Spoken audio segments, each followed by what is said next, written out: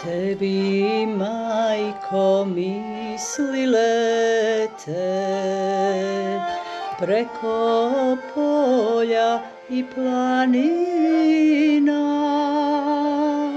Iz daleka primi pozdrav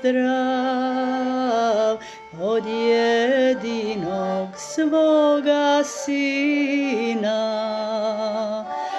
Iz daleka primi pozdrav od jedinog svoga sina.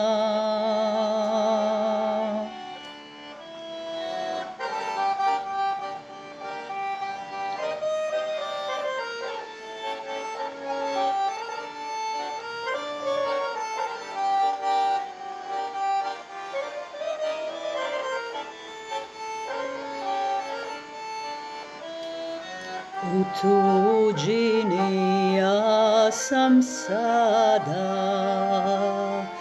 daljina nas rastavila.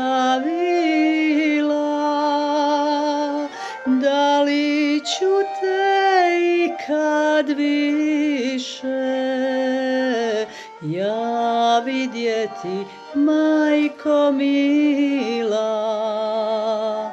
Da li ću te ikad više ja vidjeti, majko mila?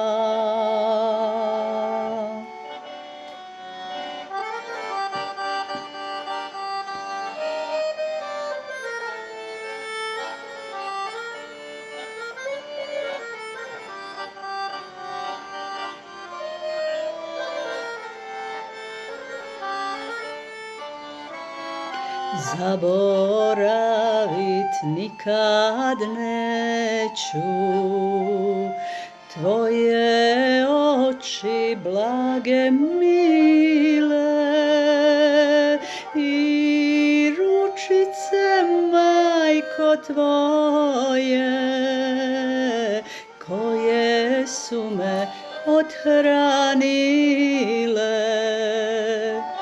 I ručice, majko, tvoje koje su me othranile.